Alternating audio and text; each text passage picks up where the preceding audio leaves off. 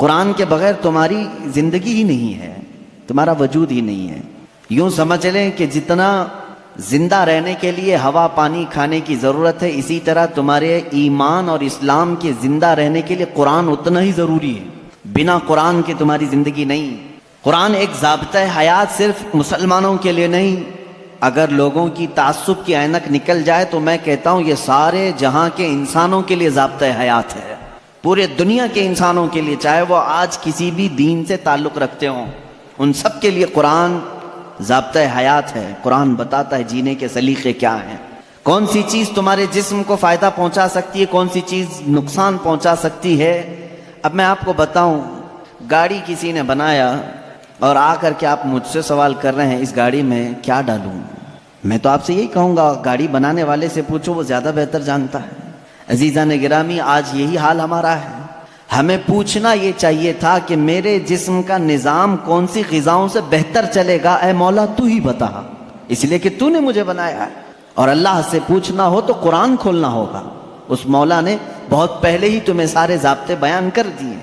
اب ایک بات یہ بھی سمجھ کر کے چلیں، بنانے والے نے جو تمہیں ٹرمز کنڈیشن اور جو رولز ریگولیشن بتائے ہیں اس کے خلاف استعمال کرو گے تو مشین کا کیا ہونا ہے وہ سب تمہیں معلوم ہے۔ جا کر کے کار خرید کر کے لائے اور اس کے ساتھ بکلیٹ بھی ملی تھی، انہوں نے کہا تھا کمپنی والوں نے یہ کار پیٹرول سے چلتی ہے، ہو سکتا ہے آپ کے پاس پیسے زیادہ تھے، آپ نے کہا نہیں میں گھی ڈال کے چلاؤں گا، آپ نے پیٹرول کی بجائے کہا کہ نہیں میں تو مٹی کا تیل ڈالوں گا یا میٹھا تیل ڈالوں گا، کھانے والے تیل ڈالوں گا۔ اس گاڑی کا حشر کیا ہونا ہے وہ آپ کو معلوم ہے۔ کیوں؟ اگرچہ آپ کے دماغ میں گھی اور مہنگا ہے لیکن وہ مشین کے لیے سوٹیبل نہیں ہے۔ اسی طرح اے مسلمانوں، اے مومنوں، اللہ تبارک و تعالیٰ نے تمہارے جسم کو بنایا ہے، ایک ایک رگ کو، ایک ایک بال کو اس نے پیدا کیا ہے، وہ بہتر جانتا ہے کہ تمہارے جسم کے لیے کون سی چیز سوٹیبل ہے۔ اس کے بتائے ہوئے تعلیمات کو چھوڑ کر کے اگر تم دنیا کی سنو گے تو ظاہر سی بات ہے یہ ایسی ہی ہے جیسے بنانے والے کو چھوڑ کر کے دوسرے سب کے پاس جا رہا ہے آدمی۔ آپ سب دنیا کے اصول جانتے ہیں، پیٹ درد ہو، سر درد ہو، پیر درد ہو، کہیں پر بھی کچھ ہو جسم، تو آپ کسی کسان کے پاس بھی نہیں جاتے، انجینئر کے پاس بھی نہیں جاتے، حالانکہ کسان کھیتی باڑی بہت جانتا ہے، اسے جا کر پیٹ درد کیوں نہیں بتاتے، اسے کیوں نہیں کہتے کہ آپریشن کر دو، آپ کو معلوم ہے وہ پھوڑے سے آپریشن کرے گا۔ انجینئر کے پاس آپ نہیں جاتے اپنے جسمانی بیماریوں کو دکھانے کے لیے، اس لیے کہ آپ کو معلوم ہے امراض جسمانی سے جس کا تعلق ہے وہ ڈاکٹر ہوتا ہے، اسی سے پوچھنا چاہیے کیونکہ وہ ہمارے جسم پر ریسرچ کر چکا ہے۔ عزیزان گرامی وقار، دنیا میں یہ فارمولہ تم عمل کرتے ہو تو پھر یہ بات یہاں کیوں نہیں تسلیم کرتے کہ پوری باڈی کو، ہمارے پورے شریر کو، پورے جسم کو جس نے بنایا ہے ہم اسی سے اپنے متعلق کیوں نہ پوچھیں، میری روح کس سے بڑھتی ہے، میرا جسم کس سے بڑھتا ہے، میرے دل کی دھڑکنیں کس سے قابو میں رہتی ہیں، مجھے کون سی چیز زبان کے اندر لینی ہے، کس چیز سے مجھے بچنی ہے۔ اسی لیے میرے عزیزو آج میں یہ کہنا چاہوں گا کہ جز بقرآن نیست ممکن زیستن، قرآن کو چھوڑ کر کے جینا بھی ممکن نہیں ہے، جینا بھی ممکن نہیں ہے ہمارے لیے، اس لیے کہ وہ خلاق کائنات نے پیدا کیا اور ساتھ میں تمہیں زندگی گزارنے کے اصول بھی بتا دی۔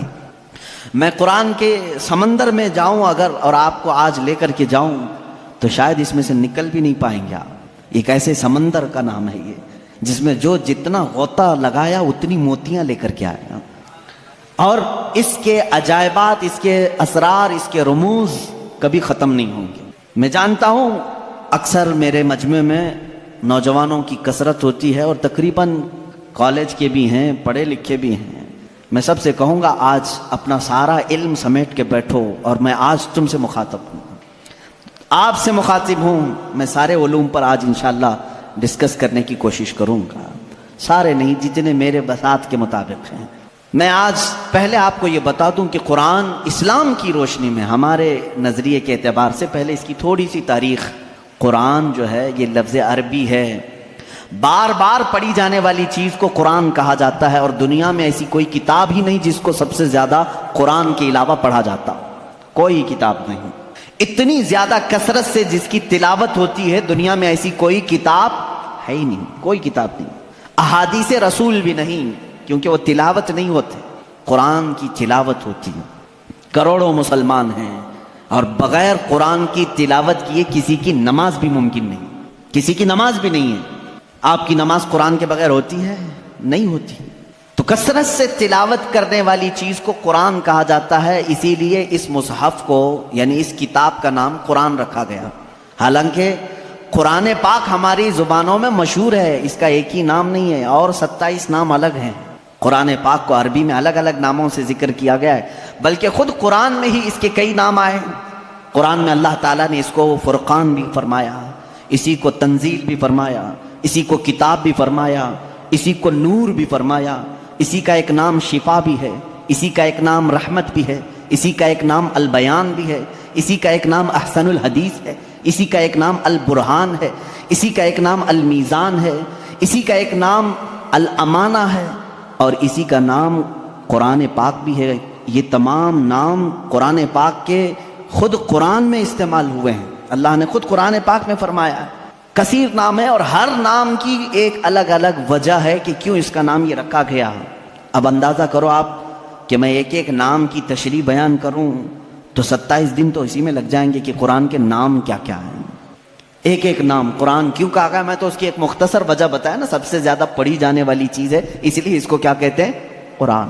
اسی طرح بیان, اللہ نے فرمایا ہر چیز کا اس میں بیان ہے, کچھ بھی نہیں چھوڑا گیا ہے, اس لیے اس کو بیان کہتے ہیں. تنزیل اس لیے کہ یہ اتارا گیا ہے, اس لیے اس کو تنزیل کہتے ہیں. احسن الحدیث ہے, سب سے اچھی بات کو کہتے ہیں عربی میں, اور قرآن سے اچھی بات کوئی ہے نہیں, اس لیے اس کا نام احسن الحدیث ہے. اس کا ایک نام شفا ہے, اس لیے کہ اس کی آیتیں مریضوں پر پڑھو تو شفا ملتی ہے. اس کا نام ہدا ہے, اس لیے کہ اس میں ہدایت کی آیتیں ہیں, بھٹکا ہوا بندہ اگر پڑھ لے تو سیدھے راستے پر آ جائے. اس کا نام رحمت ہے, اس لیے کہ غم میں اگر کبھی بندہ اس کو پڑھ لے, بلکہ حضور اکرم صلی اللہ علیہ وسلم نے فرمایا اپنی میتوں پر سورہ یاسین پڑھو, ان پر رحمت ہوتی ہے. تو قرآن کا نام رحمت بھی ہے. اسی لیے قرآن کے اسماء اور قرآن کے ناموں کی تفصیل اپنا ایک الگ ٹاپک ہے. لیکن میں آپ کو بتاؤں, جس قرآن کو ہم نے ترک کیا ہوا ہے آج, اے میرے عزیز بچوں, آج کی محفل کے بعد میں سب سے کہوں گا عہد کر کے اٹھنا کہ اے اللہ مجھے اس وقت تک موت نہ دے جب تک میرے سینے میں قرآن کا کوئی حصہ نہ آ جائے. اس لیے کہ رسول کریم صلی اللہ علیہ وسلم نے فرمایا جس مسلمان کے سینے میں قرآن کا کوئی حصہ نہیں, حضور پاک صلی اللہ تعالیٰ علیہ وسلم نے فرمایا وہ قبرستان کی طرح ویران ہے. جس گھر میں قرآن کی تلاوت نہیں ہوتی وہ گھر ویران ہے, خراب. حضور اکرم صلی اللہ علیہ وسلم نے فرمایا وہاں سے فرشتوں کی دوری ہوتی ہے, اور شیاطین اور سرکش جنات ان کے گھروں میں بسیرا کرنے لگتے ہیں جن گھروں میں قرآن کی تلاوت نہیں ہوتی. قرآن کا ایک حصے سے مراد چند آیتیں, چند سورتیں بھی اگر تمہیں یاد ہیں, انشاءاللہ العزیز آپ اس کی فضیلت کے ساتھ قیامت کے دن شفاعت کے مستحق بھی ہوں گے. قرآن کا تھوڑا حصہ بھی اگر تمہارے سینے میں موجود ہے, اس لیے کہ اللہ کے حبیب صلی اللہ تعالیٰ علیہ وسلم سے صحابہ اکرام نے فرمایا, عرض کیا آقا دنیا سے جانے کے وقت سب سے اچھی چیز کیا لے کر کے جائیں اس دنیا میں؟ حضور پاک صلی اللہ علیہ وسلم نے فرمایا رب تعالیٰ کے نزدیک وہ بندہ دنیا میں لانے والی چیزوں میں سب سے بہتر ہے جو قرآن اپنے ساتھ لایا ہو. قرآن اپنے ساتھ لایا ہو مطلب کیا ہے؟ قبر میں یہ لکھا ہوا قرآن رکھ دیا آپ نے اور یہ سوچا کہ ہماری میت قرآن لے کر جا رہی ہے. میاں قرآن یہ ورقی قرآن نہیں کہہ رہا ہوں میں, قرآن وہ نفس قرآن جو لوح محفوظ میں ہے اور تمہارے دلوں میں اترا ہوا ہے, اس قرآن کی بات کر رہا ہوں. وہ قرآن جس نے بھی اپنے سینے میں رکھا اور اللہ کی بارگاہ میں گیا, اس کی سفارش قرآن کی مردود نہیں ہوتی. رسول کریم صلی اللہ تعالیٰ علیہ وسلم فرماتے ہیں دو چیزیں تمہارے عمل میں سے, تمہارے عمل جتنے بھی ہیں دنیا میں جیسے نماز, روزہ, حج, زکوٰۃ, خیرات, صدقات, یہ سب جو اعمال ہیں, ان سارے اعمال میں سے دو عمل ایسے ہیں حضور پاک صلی اللہ علیہ وسلم فرماتے ہیں وہ قیامت کے دن ان کو اللہ تعالیٰ شکل دے گا, انسانوں جیسی ایک شکل, اور وہ اپنے ساتھی کی سفارش کرنے کے لیے جھگڑا کریں گے. وہ آئیں گے سفارش کے لیے. پوچھا گیا وہ کون سی؟ کہا ایک روزہ رمضان, اللہ تعالیٰ اس کو شکل دے گا, اور دوسرا قرآن, اس کو بھی شکل دی جائے گی. حضور اکرم صلی اللہ تعالیٰ علیہ وسلم نے فرمایا جس کے حق میں یہ دونوں نے سفارش کر دی اس پر جنت واجب ہو گئی, اور جس کے خلاف آ کر کے یہ دونوں کھڑے ہو گئے میرے آقا صلی اللہ علیہ وسلم فرماتے ہیں پھر اس پر دوزخ میں جانا لازم ہو جائے گا۔ اگر یہ دونوں آ کر کھڑے ہو گئے کسی کے خلاف، قرآن اور رمضان کہے گا کہ مولا میں اس کے گھر جاتا تھا، اس نے بے حرمتی کی ہے، میری بے عزتی کی ہے، میں جب جاتا تھا تو یہ بے حیائیاں ویسے ہی کرتا تھا، میرا ادب و احترام کبھی نہیں کیا اس نے۔ اگر رمضان ہمارے خلاف کھڑا ہو گیا اور قرآن اگر یہ کہہ دیا کہ مولا کبھی اس نے مجھے اپنے سینے سے نہیں لگایا، کبھی میری آیتیں تلاوت نہیں کیا، اس کو آج معاف نہ کیا جائے، رب تعالیٰ ان دونوں کی سفارش اس حق میں بھی قبول کرے گا اور دوزخ میں بھیجے گا۔ اللہ کے رسول صلی اللہ تعالیٰ علیہ وسلم جو سید المعصومین ہیں، بخشے ہوئے ہیں، وہ دعا یہ کرتے تھے، اللہم اجعل القرآن حجتا لنا لا حجتا علینا، اے اللہ قرآن کو قیامت کے دن ہمارا سفارشی بنا، ہمارے خلاف مقدمہ کرنے والا نہ بنا۔ اندازہ کرو رسول کریم صلی اللہ تعالیٰ علیہ وسلم جب یہ دعا فرماتے تھے، اس قرآن کو تم ہلکا نہ سمجھو۔ اے مسلمانوں، سوچنے کی بات ہے، تمہارے پاس 1000 کتابیں نہیں ہیں، ایک ہی قرآن ہے جس سے ساری امت کو جوڑا گیا ہے۔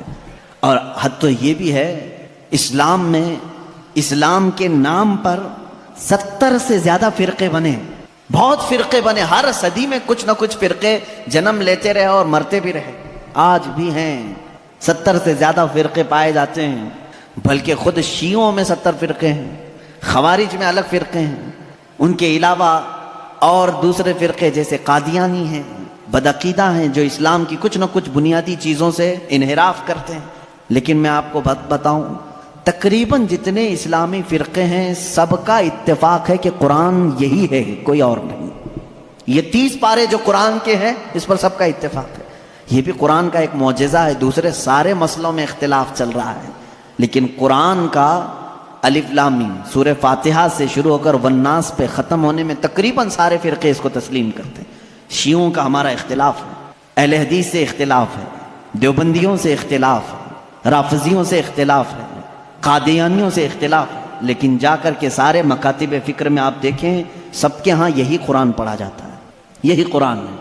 اسی لیے میں کہتا ہوں ایک قرآن ہے، لیکن اس امت نے اس کو اتنا بوجھل کیوں سمجھا ہے، اس کو اتنا بھاری کیوں سمجھا ہے، جبکہ وہ مولا اسی قرآن میں یوں فرماتا ہے، ایک بار نہیں 4 بار فرما رہا ہے، وَلَقَدْ يَسَّرْنَا الْقُرْآنَ لِلذِّكْرِ فَهَلْ مِن مُدَّكِرٍ، ہم نے قرآن کو یاد کرنے کے لیے آسان بنایا ہے، ہر کوئی یاد کرنے والا، اور وہ اتنا آسان ہے، اتنا آسان ہے۔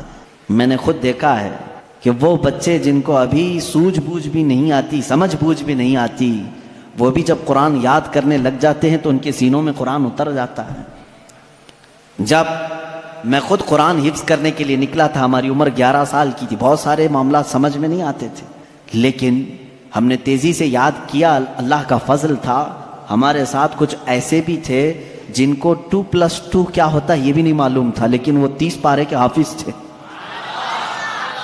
دوسری چیزوں میں اگرچہ ذہن کند ہو، لیکن قرآن ایک معجزہ ہے جو یاد کرنے والے کے سینے میں اتر جاتا ہے۔ ہاں یہ اس کے ساتھ نہیں جاتا جو اس کو بھاری سمجھتا ہے، جو اس کو بوجھل سمجھ کر کے چھوڑا اس کے ساتھ نہیں جاتا، اور جو اس سے محبت کیا اس کے سینے میں بہت آسانی سے اترتا ہے۔ میں نے تو محسوس کیا ہے، ہمارے ساتھ ایسا بھی ہوتا رہا ہے، استاد بیٹھے ہوئے ہیں سنتے رہتے تھے، ایک دن کا اتفاق ایسا ہوا کہ خبر یہ لگی کہ کل شاید استاد آنے والے نہیں ہیں، موج مستی کرتے ہیں سارے، کل کا تو سبق چھٹی ہے، کچھ یاد نہیں، کیونکہ پہلے ہی معلوم ہو گیا استاد نہیں آنے والے ہیں، اور صبح 8 بجے سے کلاس چلتی تھی، 9 بجے تک نہیں آئے تو پکا ہو گیا کہ آئیں گی، کلاس بند کر کے نکلنے ہی والے تھے کہ استاد سامنے نظر آ گئے۔ سب کو کہا بیٹھو، میری کوئی چھٹی نہیں ہے، میں تاخیر ہو گیا تھا، بس مؤخر ہو گیا تھا، اب سبق سنانے کے لیے جس کو بھی بلایا جائے، ظاہر سی بات ہے جو سختیاں ہوتی تھیں کہاں سے، رات کو یاد نہیں کیے، صبح یاد نہیں کیے، سامنے اچانک سننے کے لیے۔ ایسے عالم میں میرا خود کا تجربہ بھی ہے، کئی ہمارے ساتھیوں کا بھی تجربہ ہے، قرآن پر ہاتھ رکھا، دل سے کہا اللہ کا کلام ہے، اتر جا جلدی سے، بس اور کچھ نہیں۔ شاید 10 منٹ لگے ہوں، 15 منٹ لگے ہوں، قرآن کے 2 صفحے یاد ہو جاتے تھے۔ جتنی جلدی پانی ہضم نہیں ہوتا اس سے جلدی قرآن یاد ہوتا تھا۔ کر کے تو دیکھا ہوتا آپ نے، کر کے تو دیکھا ہوتا۔ شروع میں شیطان بہت ورغلاتا ہے، بہت بہکاتا ہے، یاد کرنے نہیں دیتا اور بھگاتا ہے، لیکن جو جم گیا تو پھر قرآن ہی اس کا مددگار بھی ہوتا ہے، قرآن اس کا مددگار ہوتا ہے۔ اب میں چند حدیثیں آپ کو بتاؤں کہ قرآن کہاں تک تمہاری دوستی نبھاتا ہے۔ پہلی بات، کچھ لوگ ڈر کر کے چھوڑے ہوئے، ہم تو پڑھ ہی نہیں پاتے تھے، اس پر بھی میں آج ایک حدیث پڑھا، حضرت عائشہ صدیقہ رضی اللہ تعالیٰ عنہا سے مروی ہے، فرماتی ہیں رسول کریم صلی اللہ تعالیٰ علیہ وسلم نے فرمایا الماہر فی القرآن، جو قرآن کا ماہر ہے یعنی اچھی تجوید میں تلاوت کرتا ہے اور اس کے معنی بھی سمجھتا ہے، سب سمجھتا ہے، حضور اکرم صلی اللہ علیہ وسلم نے فرمایا قیامت کے دن وہ معزز محترم فرشتوں اور انبیاء کے ساتھ ہوگا۔ جو ماہر ہے قرآن میں، جو قرآن اچھے سے تلاوت کرتا ہے، یہاں تک تو بات ٹھیک ہے۔ آگے میرے آقا صلی اللہ علیہ وسلم فرماتے ہیں والذی یقرأ القرآن یتتعتع فیہ وعلیہ شاق فلہ اجران او کما قال رسول اللہ صلی اللہ علیہ وسلم۔ میرے آقا فرماتے ہیں اور وہ بندہ جو اٹک اٹک کے پڑھتا ہے، اس کے لیے زبان پھسل جاتی ہے، یہ صاف ہے الفاظ حدیث میں، جو اٹک اٹک کے پڑھتا ہے زبان پھسل جاتی ہے، یا ذہن موٹا ہے، زبان موٹی ہے، جلدی سمجھ میں نہیں آتا، ادھر ادھر ہجے کر کے پڑھتا ہے، میرے آقا صلی اللہ علیہ وسلم نے فرمایا اس کو ڈبل اجر ہے، فَلَهُ أَجْرَانِ، اس کو دگنا اجر ہے۔ تو کیوں چھوڑ دیا تھا اس قرآن کو؟ یہی سوچ کر کہ پتہ نہیں کہاں غلطی ہو جائے۔ تم لگے رہتے ہیں، ایک دن وہ آ جاتا جب ہماری زبانوں کی لکنت کو بھی یہ صحیح کر دیتا۔ قرآن پاک علاج بھی ہے، شفا بھی ہے، دوا بھی ہے، رزق بھی ہے، رحمت بھی ہے۔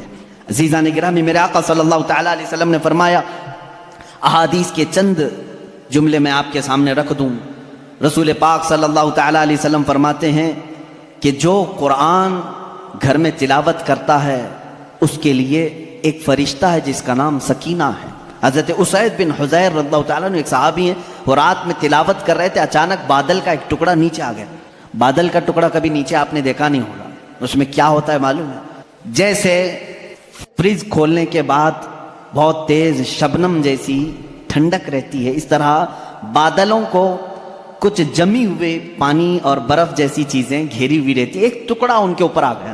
حضرت اسید ڈر گئے، ان کا گھوڑا ہنہنانے لگا، تیزی سے اچھل کود کرنے لگا، اور وہ قرآن پڑھ رہے تھے اس وقت، اور انہوں نے قرآن چھوڑ دیا، اور صبح حضور اکرم صلی اللہ علیہ وسلم کے دربار میں آئے، کہا یا رسول اللہ صلی اللہ علیہ وسلم مجھے ڈر لگ رہا ہے، رات کو میں چھت پر بیٹھ کر قرآن پڑھ رہا تھا، صرف میری بیوی ہے اور میرے گھر میں ایک گھوڑا ہے، مجھے ڈر یہ لگا کہ آسمان سے کچھ برس جائے گا اور میں ہلاک ہو جاؤں گا۔ بادل کا ٹکڑا یہاں تک آ گیا تھا، سر تک آ گیا تھا، اور میرا گھوڑا بھی دیکھ کر کے ہنہنانے لگا، اچھل کود کرنے لگا، یہ کیا معاملہ ہے؟ اللہ کے حبیب صلی اللہ تعالیٰ علیہ وسلم نے فرمایا، مسکرایا، کہا اسید تلاوت چھوڑ کیوں دیا؟ اور پڑھتے رہتے ہیں، اس لیے کہ وہ فرشتہ ہے جسے قرآن سننے کا بہت شوق ہے۔ جب بھی کوئی قرآن تلاوت کرتا ہے تو آسمانوں سے اتر آتا ہے، یہاں تک کہ میرے آقا صلی اللہ علیہ وسلم نے فرمایا فجر کی نماز میں آؤ، اپنے منہ صاف کر کے آؤ، اپنے منہ کی بدبو نکال کر کے آؤ۔ پوچھا کیوں؟ فرماتے ہیں میرے آقا صلی اللہ علیہ وسلم جب تم نمازوں میں قرآن کی تلاوت کرتے ہو، کچھ ایسے فرشتے ہیں وہ اپنا منہ تمہارے منہ سے لگا دیتے